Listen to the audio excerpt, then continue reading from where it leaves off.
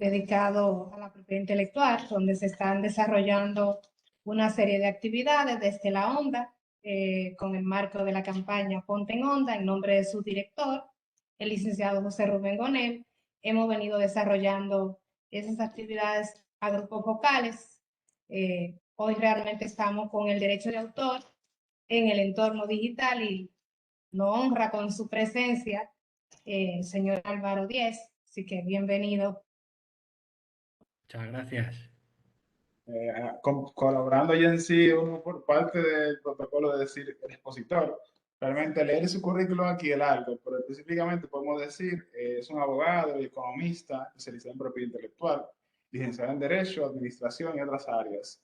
Dentro de su especialidad y también profesor, ha sido de profesor de Derecho de la propiedad intelectual en la Universidad Autónoma de Madrid, Universidad Carlos III de Madrid, Ponce Escuela de Negocio y sobre todo colaborador con OMPI como consultor. O sea que tenemos realmente una persona con un buen manejo de todo el tema internacional y de verdad un agente colaborador en lo que es el tema académico. Así que disfrutemos de su presentación. Adelante, Álvaro. Pues nada, muchas gracias. Bueno, en primer lugar a la ONDA, a la Oficina Nacional de Derecho de Autor, a la Academia y a las personas que, bueno, os ocupáis de organizar este tipo de actividades, que soy un total convencido de que no caen en saco roto y que, bueno, son aprovechables de alguna manera. Así lo espero que sea esta sesión también. Espero que pueda resultar enriquecedora para los oyentes, a quienes, por supuesto, pues también agradezco encarecidamente que estén al otro lado de la pantalla. Bien, hecha esta introducción, el tema que se me ha encomendado para hablar en este rato que tenemos por delante es el que veis en el título de la presentación, es el derecho de autor en el entorno digital desde una perspectiva internacional, y como añadido también se me solicitaba tratar de enfocar la presentación a un público genérico y en particular orientada a público joven.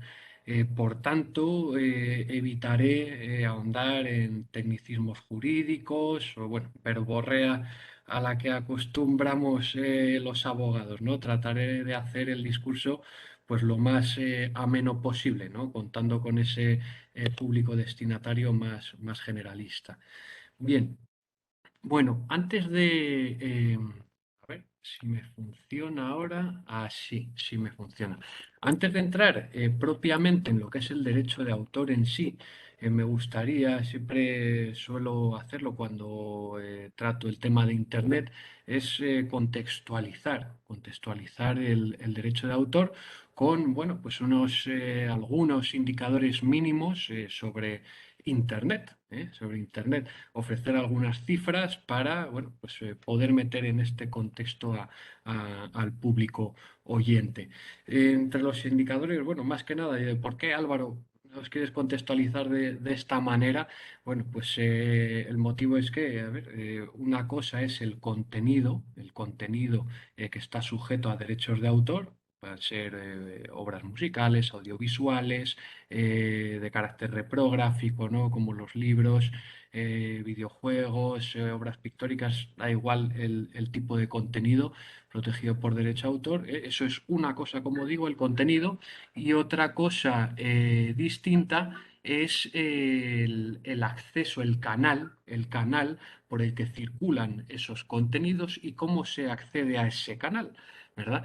Bien, en otras palabras, pues me refiero a esa penetración que puede haber de Internet, con esos usuarios que utilizan esta red, y de qué manera, de qué manera, pues una cosa es la penetración de Internet en un determinado país, pero no el solo acceso a Internet por sí solo, pues nos da pie a consumir de una manera activa estos contenidos protegidos por propiedad intelectual. Quiero decir, pues bueno, uno puede acceder a Internet, pero tener una conexión deficiente, con poca banda ancha, que de alguna manera entorpezca el consumo de estos contenidos. Bueno, pues pasando a estos indicadores de manera breve, un poco para hacernos una idea de qué es Internet, qué hay detrás de ese término, Internet.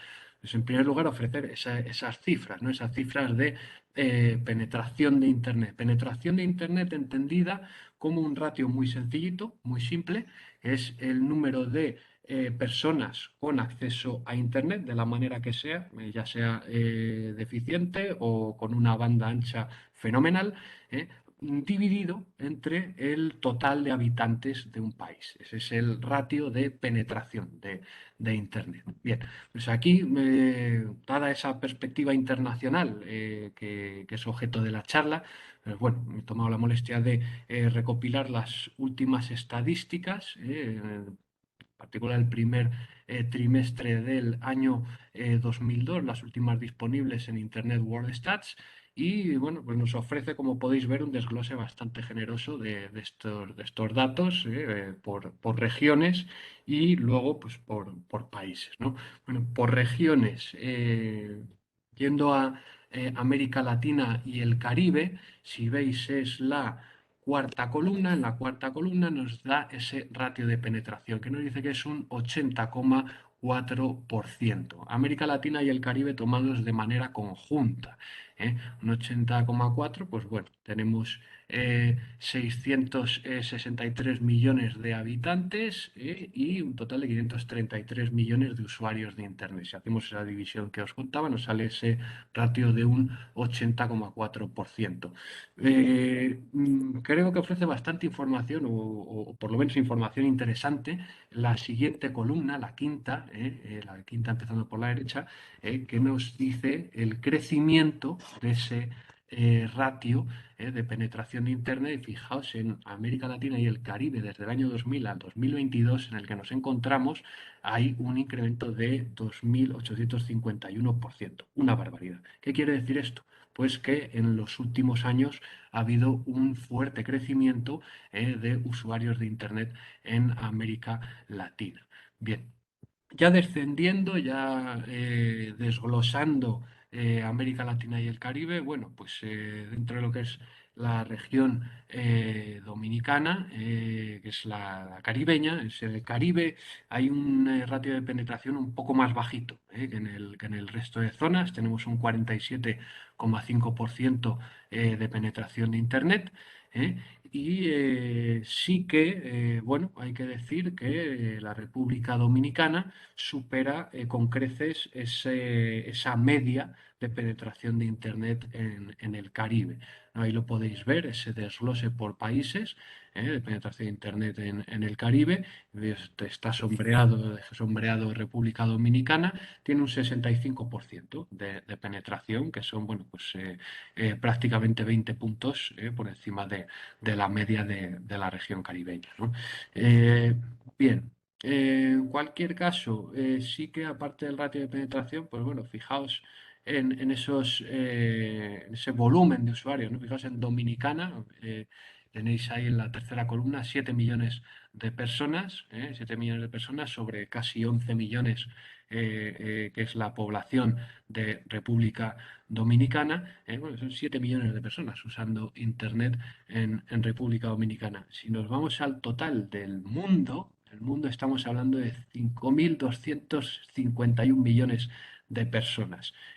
Con lo cual, como veis, Internet, que bueno, parece intuitivo, ¿no? Lo usa todo el mundo. Bueno, lo usa todo el mundo, lo usa todo el mundo, pero bueno, no es todo el mundo tampoco. Fijaos, esos 5.251 millones de personas suponen un ratio de penetración del 66,2%. Quiere decir que tenemos un 35% de personas en el mundo que no lo están utilizando, que es una cifra también bastante significativa. ¿eh? Bueno, esto respecto a estos datos, y ahora vamos ya a un poco más específico. Internet en los hogares. ¿Quién tiene Internet en los hogares? Bueno, pues en países de la Unión Europea, el 91% de los hogares tiene conexión a Internet. En Estados Unidos es un 86,6%. Es verdad que el dato es de 2019, no ofrece estatista todavía en abierto el dato vamos, el último dato, un dato posterior a 2019, pero en ese año era 86, Puedo intuir que actualmente sea prácticamente parejo al de la Unión Europea, ese dato de Internet en los hogares.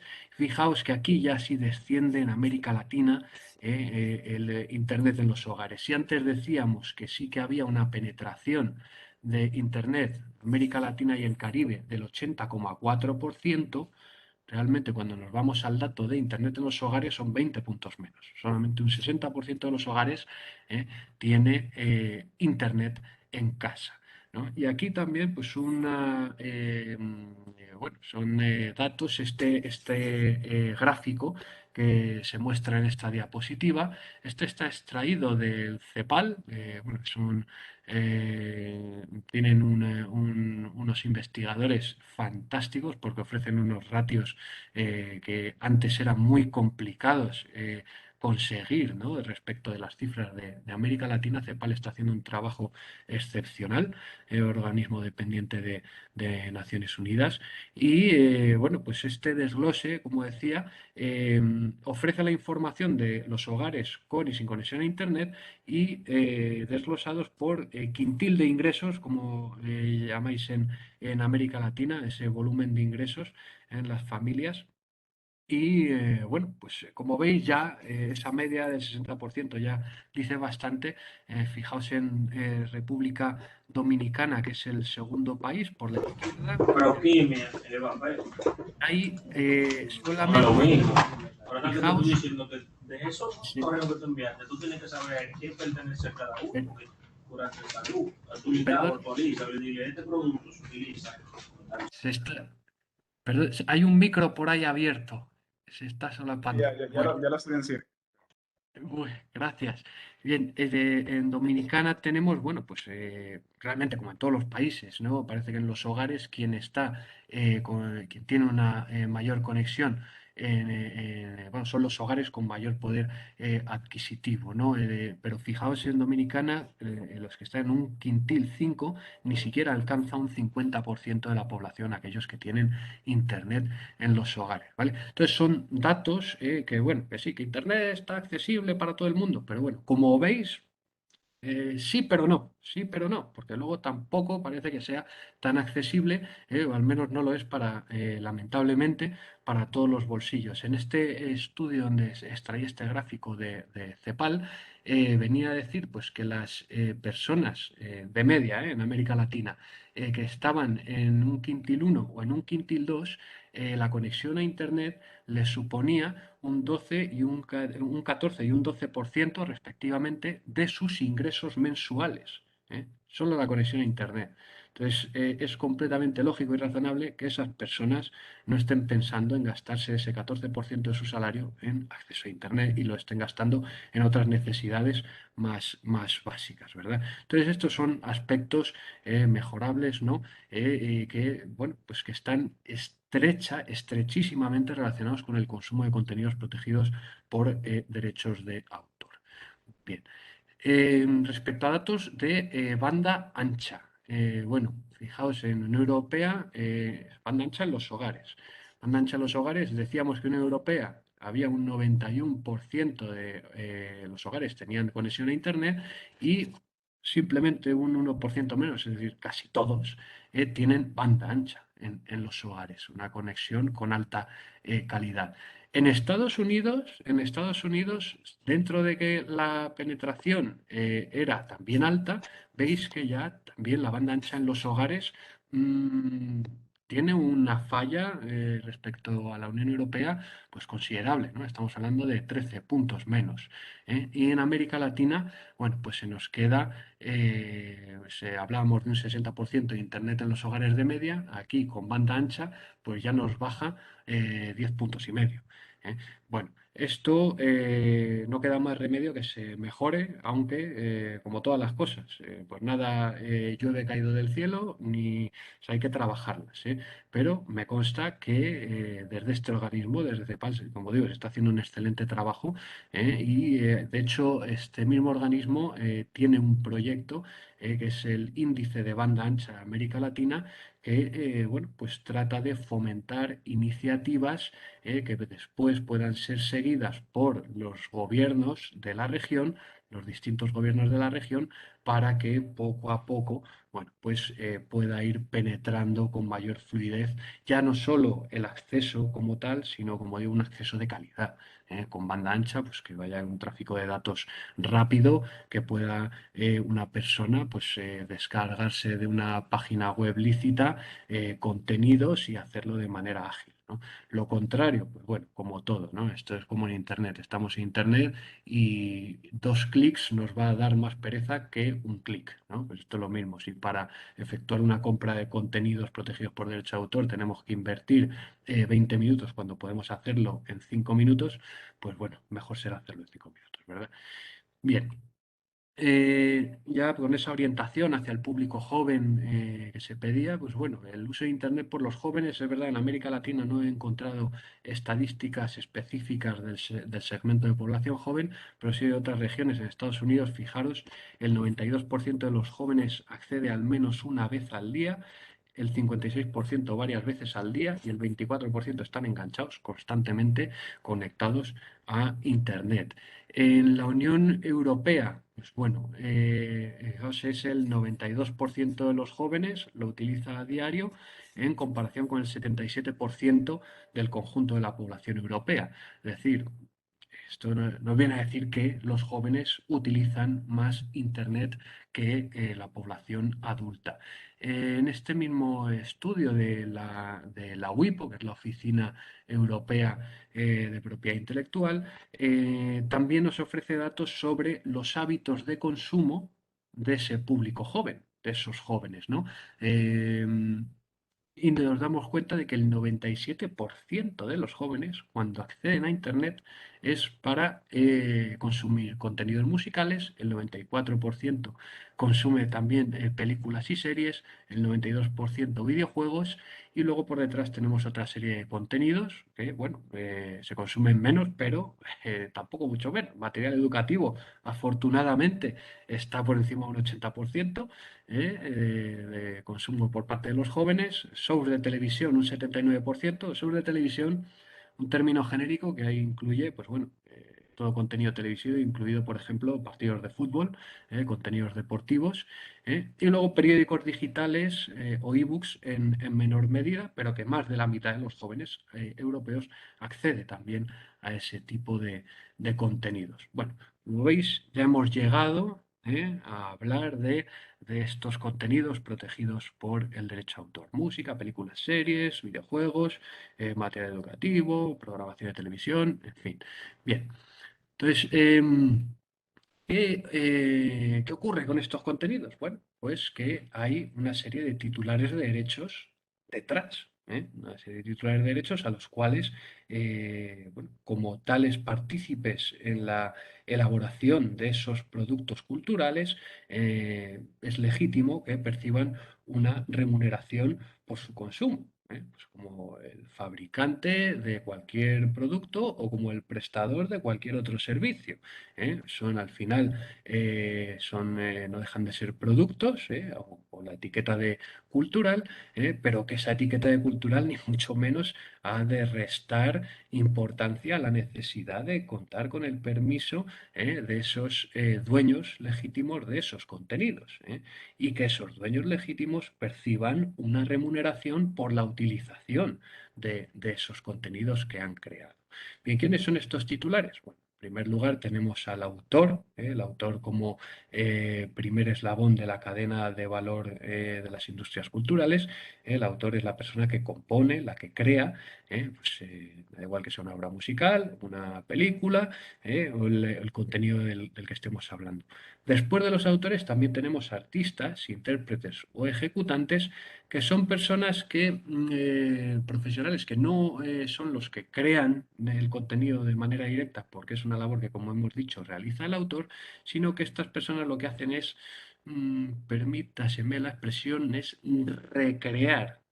Ya está creado, pero bueno, estás interpretando una creación preexistente elaborada por un autor compositor, ¿verdad?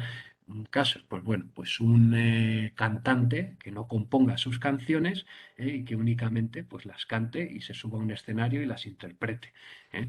Bien, después tenemos productores de dos tipos.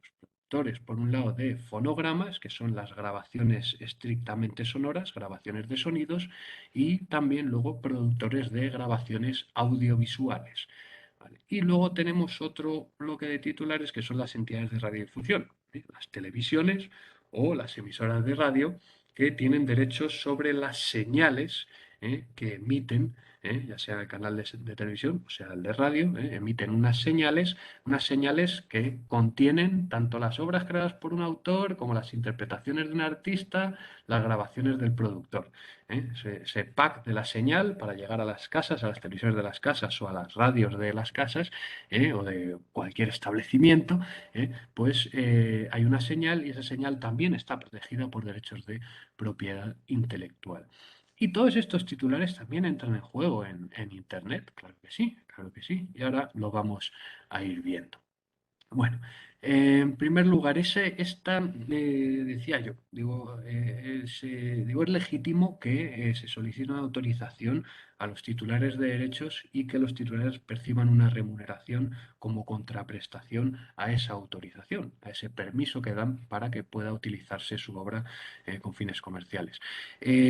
Más allá de que sea legítimo desde un punto de vista ético, ¿no?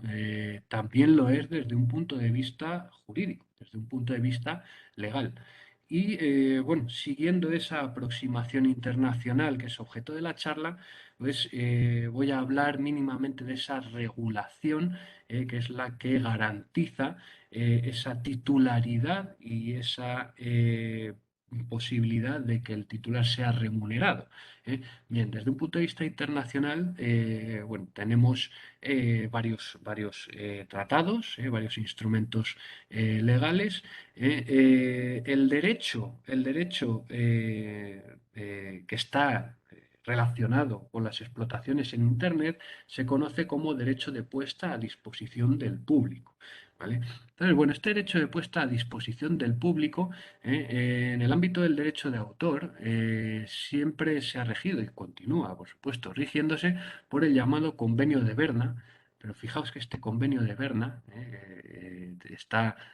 forman parte de este convenio pues, la práctica totalidad de estados a lo largo del globo, pues es del año 1886 y su última enmienda es del año 1979.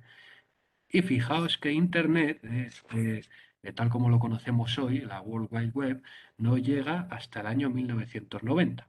¿eh? Este año puede ser discutido, que probablemente haya gente en la audiencia. ¿Cómo en el 90? Si fue antes, bueno, me costó dar con un año, si buscáis, cuando nace Internet, pero bueno, hay varias etapas, ¿no? Eran conexiones entre ordenadores de universidades estadounidenses, se iban haciendo pruebas, pero de la investigación que he hecho parece pacífico que no se date el nacimiento de Internet hasta 1990. Bien, entonces, ¿qué os quiero decir con ello? ¿Por qué os saco estas fechas? Bueno, pues porque es totalmente normal y comprensible que un convenio que es del año 1886, cuya última modificación se produce en 1979, pues no contemple una protección para el ámbito de Internet, puesto que no existía Internet por aquel entonces. Bien, entonces ya es con otros instrumentos distintos del Convenio de Berna con los cuales se garantiza a nivel internacional o se reconoce a nivel internacional ese derecho de puesta a disposición del público. Los primeros instrumentos son los tratados de la OMPI de 1996, tanto el tratado de la OMPI sobre derecho de autor, el TODA, que ahí se refiere a los autores de ese listado de titulares que veíamos, a los autores. El TODA se relaciona con los autores y les confiere ese derecho exclusivo de puesta a disposición del público. Por otro lado, tenemos del mismo día, el mismo año, el Tratado de la Organización Mundial de Propiedad Intelectual sobre interpretación y ejecución de fonogramas, que se refiere a los derechos de los artistas, intérpretes, ejecutantes y también de los productores de fonogramas. Y ese tratado, el TOIEF, a ambos tipos de titulares, tanto a los artistas como a los productores de fonogramas, también les reconoce un derecho de puesta a disposición del público. Y luego tenemos en 2012 el Tratado de Beijing. El Tratado de Beijing se aprueba en 2012, aunque no entra en vigor hasta el año 2020, año en que lo firman 30 países, lo firma el país número 30. Los tratados no entran en vigor hasta ese número 30, tiene que haber 30 países que sean parte para que ya entre en vigor. Y bueno, pues ese Tratado de Beijing se relaciona con los derechos de artistas, intérpretes, ejecutantes, pero relacionados con prestaciones audiovisuales, ¿vale? Cuyas actuaciones se fijan en grabaciones audiovisuales. Por tanto, a nivel internacional tenemos desde la OMPI armonizado este derecho de puesta a disposición del público en el entorno de los autores, de los artistas, intérpretes, ejecutantes, ya sean musicales o ya sean audiovisuales, como los actores, y a nivel de productores de fonogramas.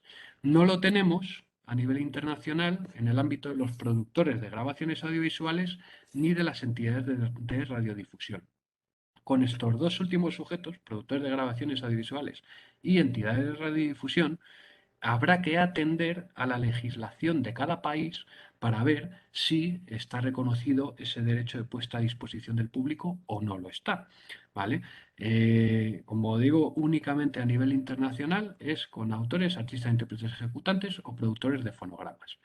Bien, eh, aquí es la literatura de esos tratados de los que se estaba hablando. Fijaos, bueno, pues, aquí este es el de interpretación y ejecución de fonogramas. Nos dice su artículo de los artistas, intérpretes, ejecutantes gozarán del derecho exclusivo de autorizar la puesta a disposición del público de sus interpretaciones o ejecuciones fijadas en fonogramas. El 14, otro tanto, garantiza el derecho de puesta a disposición para los productores de fonogramas. El Tratado de OMPIS de Derecho de Autor, pues en su artículo 8, los autores gozarán del derecho exclusivo de autorizar cualquier comunicación al público, comprendida la puesta a disposición del público.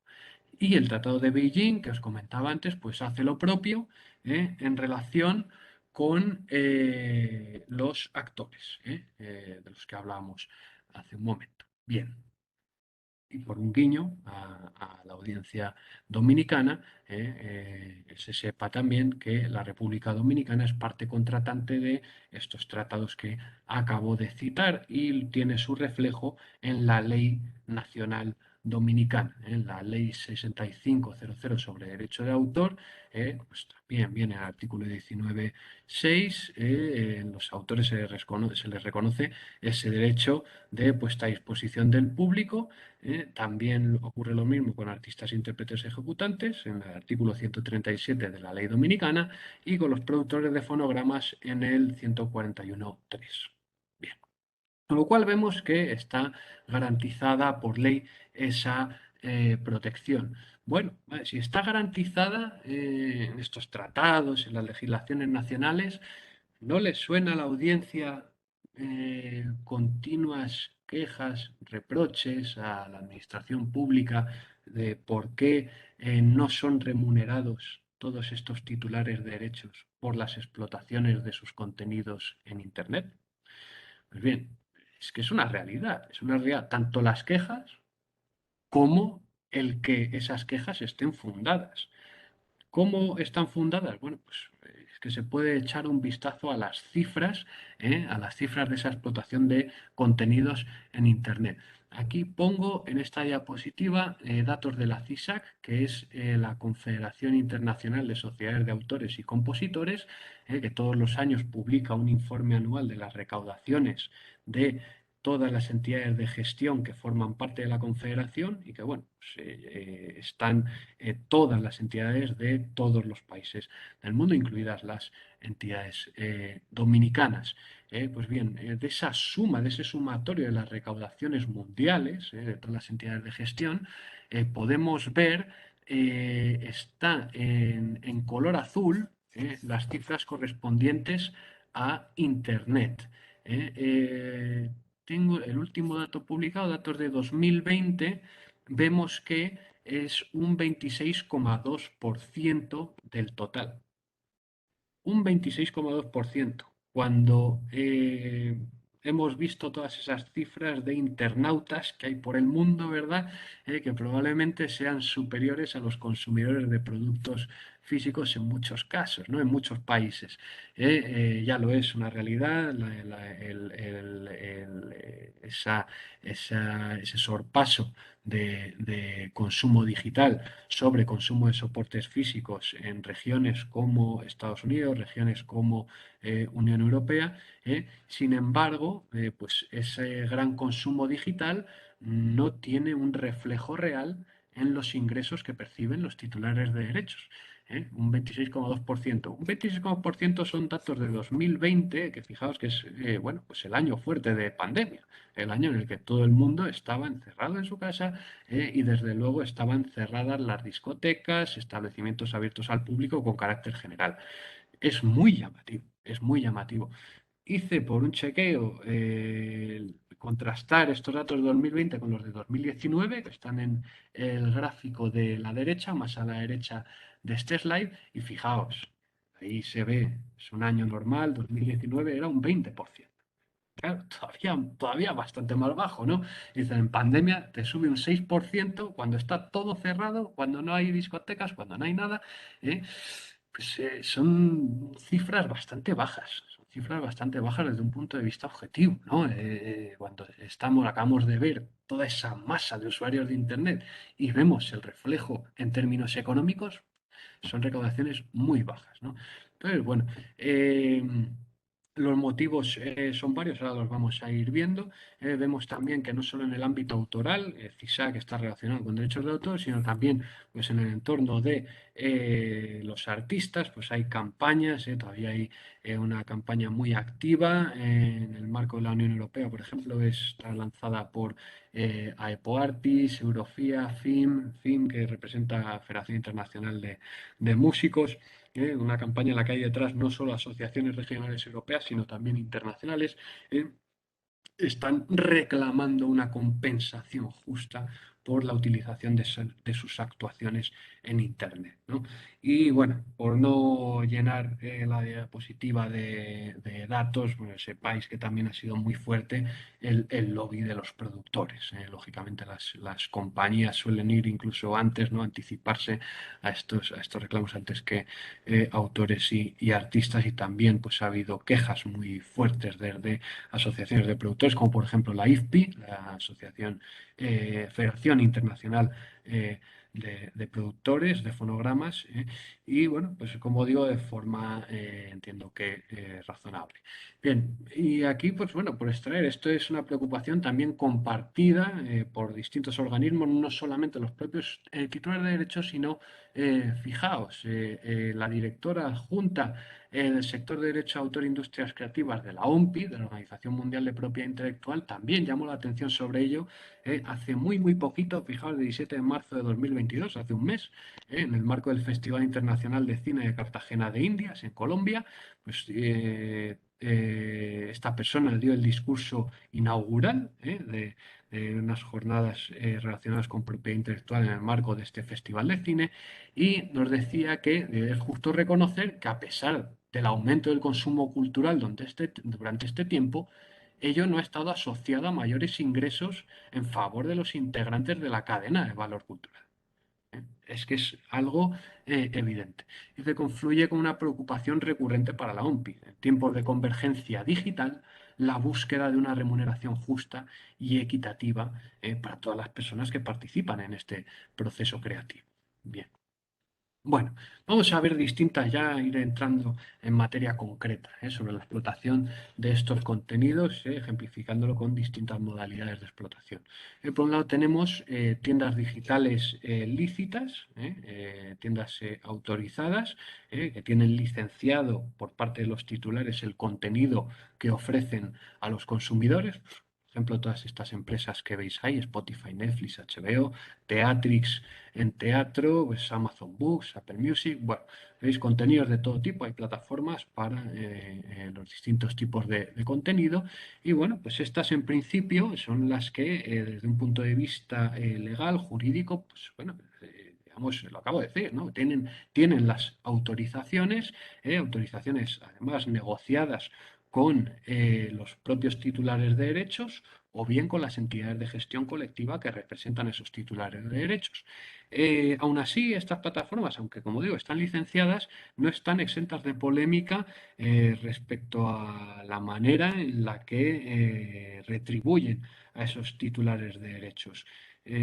Por un lado, pues está el tema de los precios en sí, la fijación de los precios, las tarifas, que, bueno, estas empresas, si os dais cuenta, tampoco son muchas. No son muchas las plataformas que hay ofreciendo contenidos en Internet de forma lícita. ¿Qué quiero decir con que no son muchas? Pues bueno, que al final tienen mucho poder de negociación, tienen poder de negociación importante. No son monopolios. Bueno, pues en música vemos que está Spotify, vemos que está Apple Music, pero quizás sí que podríamos hablar de oligopolios, de mercados con pocos oferentes y con una acumulación de poder de negociación significativa. Y por otro lado, pues también se está poniendo en tela de juicio los modelos de reparto de los ingresos que generan las plataformas. Bueno, ahí hay una pequeña controversia, ahí me hizo gracia durante estos días, pues preparando la presentación, vi un artículo en internet que hablaba era Brian Adams, que criticaba a Spotify, pues decía que bueno, Spotify tiene mucho dinero para patrocinar equipos de fútbol, pues habéis patrocinado un equipo español importante, el Fútbol Club Barcelona, pero luego no tiene dinero para remunerar adecuadamente a los titulares de derechos, ¿no? O sea, hay una queja continua por parte de los titulares de derechos y de los métodos que emplean estas plataformas para remunerarles adecuadamente. Bien. Por otro lado, tenemos tiendas digitales de segunda mano. Parece esto como, bueno, existen.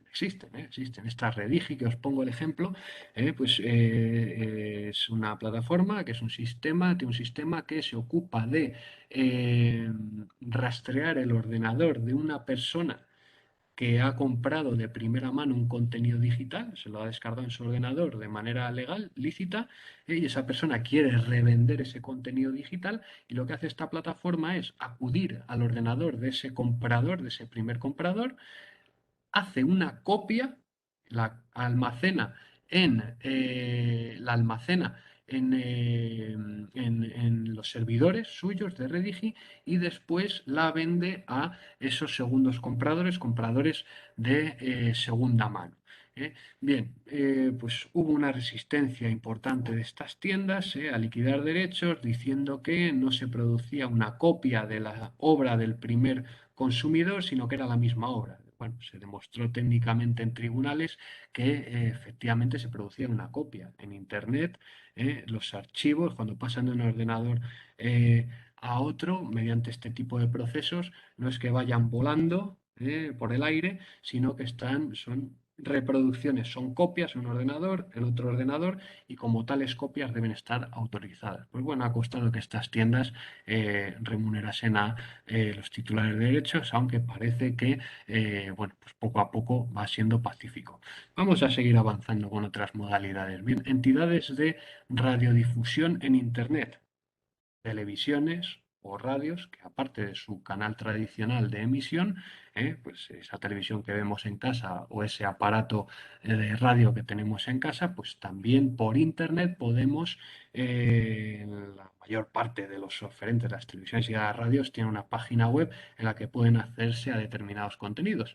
Determinados contenidos que, bueno, pues en muchos casos están sujetos a derechos de autor, musicales, audiovisuales. Aquí os pongo un pantallazo, un ejemplo de la página de la BBC de Reino Unido, que tiene televisiones radio, como sabéis, un canal público.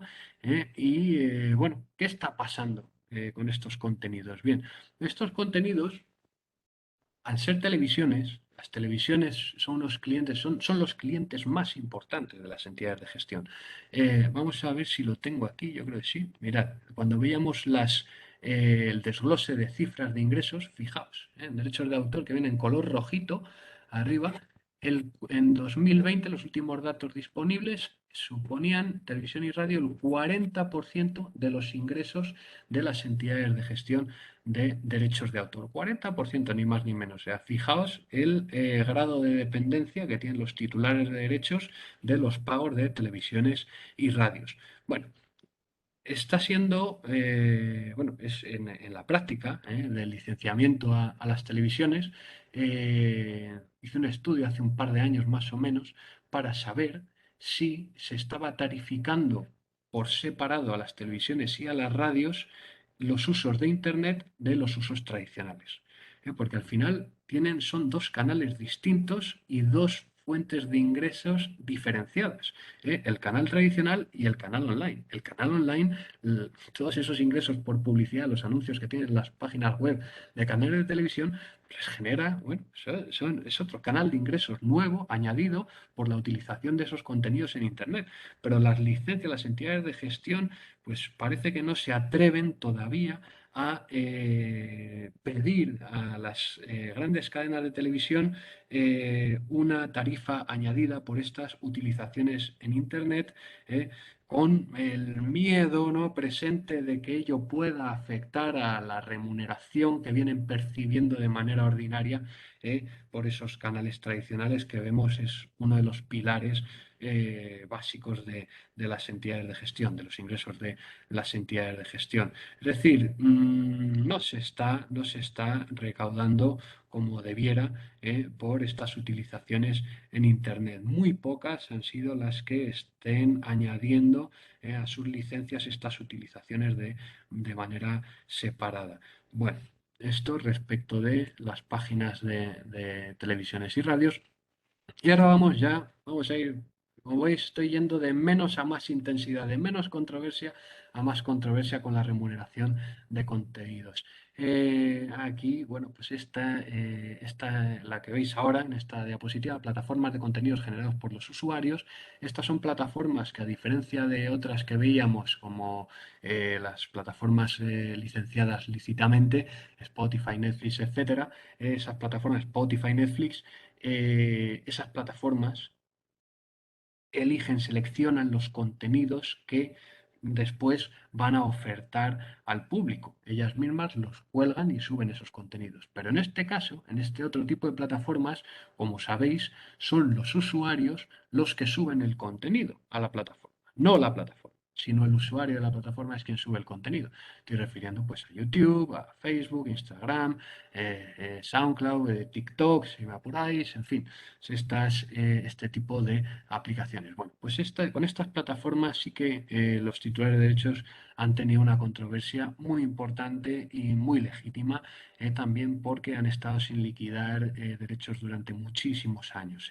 En el marco de la Unión Europea, fijaos además también que estas páginas, coincide, estos datos de Statista, os pongo debajo de las empresas esta gráfica que pone los sitios web más visitados del mundo. Bueno, coincidentemente los sitios web más visitados son este tipo de plataformas, las de contenidos generados por los usuarios. Sin embargo, estas plataformas no liquidaban derechos a los autores ni a los artistas.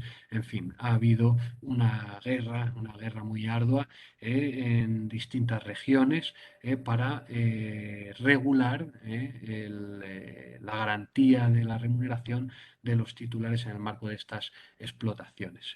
Bueno, ahora vamos a verlo, esos avances, ya los veremos ahora en unos minutos, desde ese punto de vista legislativo. De momento es enunciaros los distintos modelos de explotación que tenemos en Internet.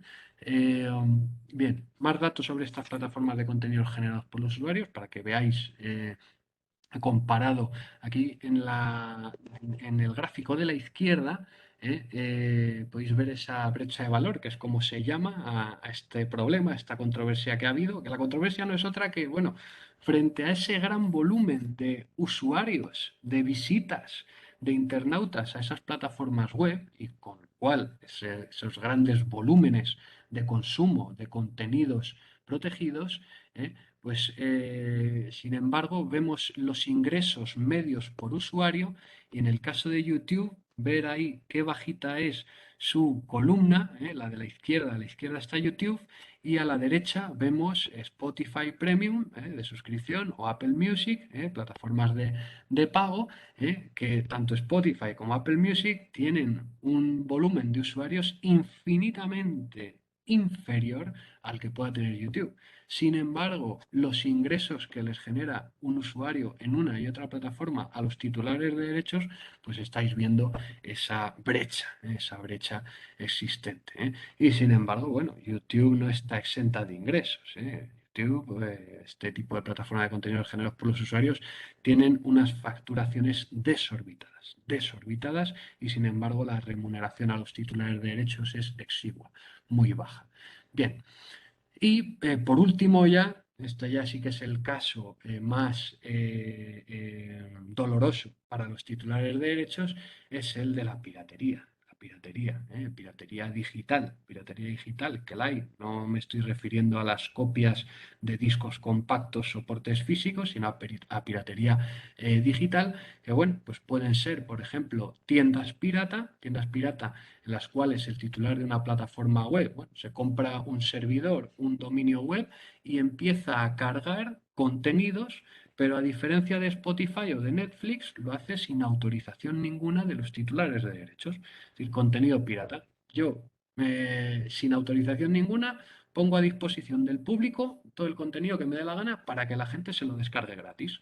Bueno, pues eso evidentemente es un agujero enorme para los titulares de derechos en términos económicos. Tenemos también, bueno, pues esas famosas herramientas peer-to-peer, ¿no? De una red de distintos usuarios, que desde sus casas se conectan, y a través de programas informáticos, pues bueno, yo ahora mismo, si estuviese conectado a una de esas redes, pues podría descargarme todo el contenido del ordenador de otra persona que esté conectada en esa red, todas las películas, toda la música, etcétera. Pero bueno, esto de piratería, por el que no se paga, ¿no? Y luego, pues actos como el stream ripping, que parece, bueno, pues no se ha hablado quizás todo lo que se debería. El stream ripping hace referencia, pues bueno, si estamos en YouTube, por ejemplo, pues esto de YouTube son vídeos, ¿no? Vídeos que casi todos ellos tienen música, pues bueno, pues el stream ripping consistiría en extraer el audio de ese vídeo y guardármelo yo en otro soporte para escucharlo después en el coche cuando voy conduciendo o en casa, y ya tengo el CD. Ya tengo el CD, únicamente pues a través de un programa de ordenador he conseguido ripear, que se dice, a partir de una página de internet, extraer el audio e incluirlo en otro soporte. Pues bueno. La piratería, por desgracia, pues todavía está muy presente en la cultura social, aunque depende también de cada región, ¿no? Esos niveles de piratería. Y aquí copio también, podéis ver unas declaraciones del director general de la OMPI, el señor Darren Tang.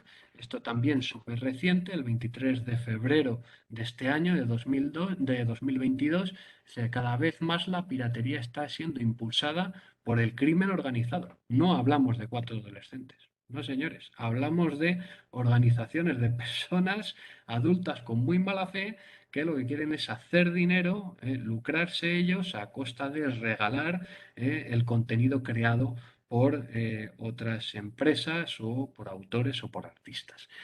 Bien, pues este es el escenario que tenemos a nivel digital. Aquí, por ofrecer unas cifras de piratería, vemos que esto está medido en visitas a páginas web piratas.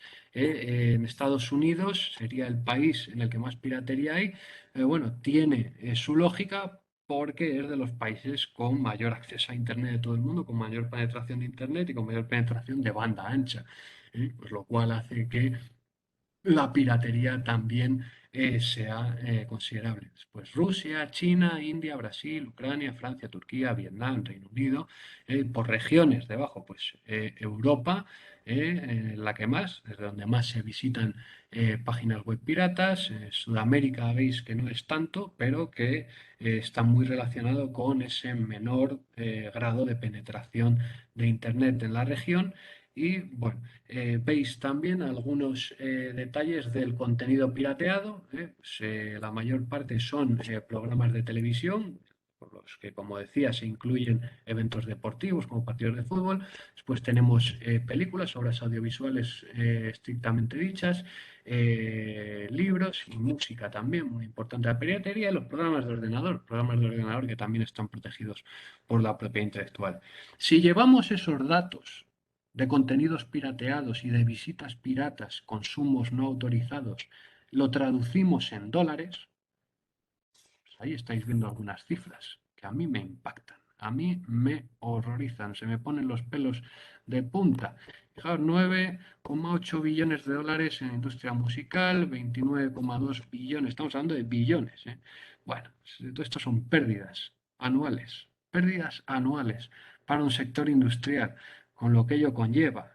Lo que ello conlleva pues son despidos de trabajadores, y bueno, pues ya eso, no solo más allá de lo evidente que es el impacto sobre los titulares de derechos que dejan de estar remunerados mientras la gente consume su repertorio, sino también toda esa masa de trabajadores que hay en la industria cultural, pues también se ve muy afectada, lógicamente. Bien, y ya por hacer ese otro guiño al público joven, antes veíamos al principio del consumo de los jóvenes de la Unión Europea, sus hábitos de consumo de contenidos, y aquí lo he contrastado con otros datos que me ofrecía el mismo informe, que es el acceso con carácter pirata. En azul está, pues bueno, el consumo con carácter general, y la columna naranja son esos datos piratas, que aunque han descendido, estos datos son del año 2019. El último informe, el informe anterior a 2019, es del 2016 y se vio un descenso significativo de la piratería por parte de los jóvenes. Aún así, aun con ese descenso significativo, como veis, los valores de pirateo pues no son nada desdeñables, son bastante altos todavía, y por tanto pues es menester que terminen por corregirse. Si Dios quiere, pues un espacio de tiempo breve. Bien, ¿qué se está haciendo para paliar esta escasa remuneración de los titulares de derechos? Pues bueno, a mi modo de ver no se está haciendo mucho. No se está haciendo mucho, pero bueno, algo se está haciendo. A nivel internacional, esa perspectiva mantenemos a lo largo de la charla. Pues bueno, decir que la OMPI sí que ha llevado a cabo algunos trabajos. También es cierto que a raíz de una propuesta que además salió del grupo de países de América Latina y del Caribe, del GRULAC, en el año 2015, el grupo de países latinoamericanos y caribeños impulsó una propuesta de análisis de los derechos de autor en el entorno digital. Esto ya para todos los gustos. A mi modo de ver, los avances de esos análisis, fijaos, estamos hablando del año 2015, han pasado 7 años, estamos en el 2022 y no tenemos mucho. He resaltado aquí algunos documentos que sí que me han parecido interesantes de lo que se ha trabajado hasta ahora. Pues bueno, un estudio exploratorio sobre la regulación, la legislación del derecho a autor enfocada en entorno digital, elaborada por la profesora Gilda Rostama en el 2017. Bueno, ofrece ahí un esquema, al menos una compilación útil para ver las principales normas relacionadas con Internet en cada país. Luego tenemos este documento también de 2017, este resumen de sesión de intercambio de ideas organizada por la OMPI el 6 y 7 de abril de 2017. La verdad es que es un intercambio de ideas muy enriquecedor que os aconsejo echarle un vistazo. También es verdad que detrás de esas ideas estaban de las cabezas más brillantes a nivel mundial en materia de propiedad intelectual, con representación también por parte de América Latina a través del señor el doctor Fernando Zapata, para mí un verdadero maestro y de los profesionales más cualificados a nivel mundial, pues estaba presente en estos trabajos. Y bueno, pues también hay otros documentos. También me parece muy interesante el estudio sobre artistas en el mercado de la música digital de Claudio Feijó de 2021, que tiene también ya por lo menos anticipa algunas soluciones, más allá de estudios reflexiones, estos señores nos vienen a decir que es necesario introducir un derecho nuevo, más allá de ese derecho de puesta a disposición que hemos estado viendo, ¿eh? Arroja como conclusión el señor Fijo la generación de un nuevo derecho de remuneración que paguen las plataformas a los titulares de derechos, ¿eh? Un doble pago que trate de equilibrar, pues bueno, esa brecha de valor que veíamos en diapositivas anteriores.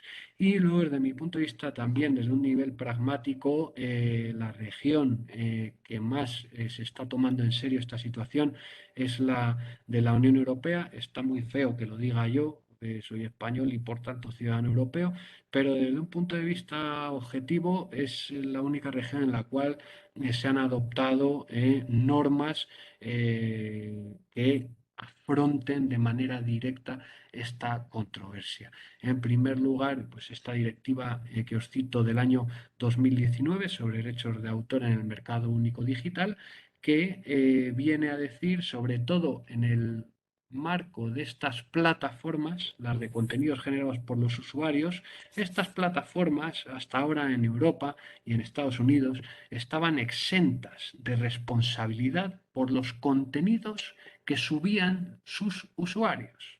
Los usuarios suben los contenidos, la plataforma los comercializa a través de anuncios publicitarios y no pide ningún tipo de autorización ni remunera de ninguna forma a los titulares de derechos. Bueno, pues bien, lo que viene a decir esta directiva de 2019, la 2019-790, es que esas plataformas ya no van a estar exentas de responsabilidad y que necesariamente han de solicitar autorización a los titulares de derechos. Bueno, y os cito otra directiva, 2019-789, que también de ese mismo año, 2019, que trata de regular esta situación que os mostraba anteriormente, que es la de las entidades de radiodifusión en Internet. Y que básicamente viene a decir que son contenidos que están sujetos, por supuesto, a autorización de los titulares de derechos, lo cual va a respaldar, va a permitir respaldar una petición de licencias a estos organismos de radiodifusión por esas utilizaciones en Internet.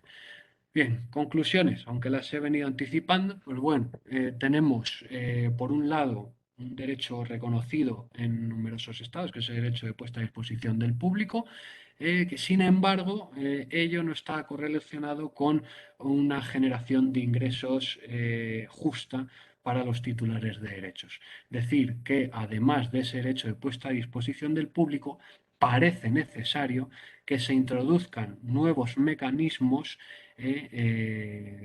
probablemente jurídicos en su mayoría, sin perjuicio de que puedan utilizarse otros mecanismos distintos de los jurídicos para tratar de equilibrar esta situación y esta falla. Y el grado de avance de la introducción de esos mecanismos, pues creo que está siendo todavía lento y que esa lentitud, desgraciadamente, afecta día a día a la remuneración que habrían de percibir los titulares de derechos.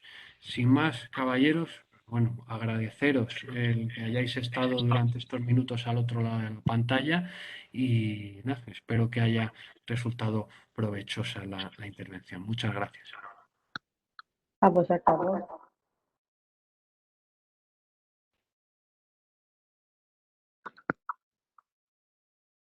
Yo quiero desconectarme del teléfono, no se desconecta.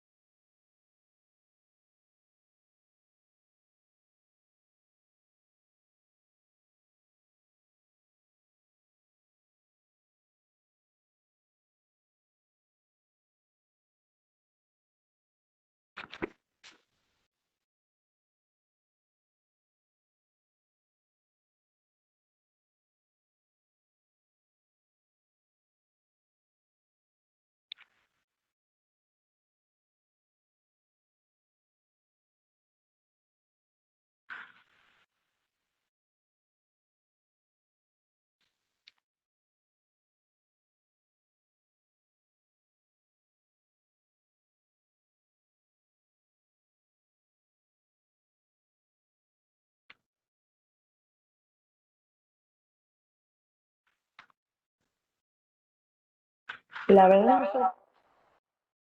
La verdad. Oh, ¿y qué fue?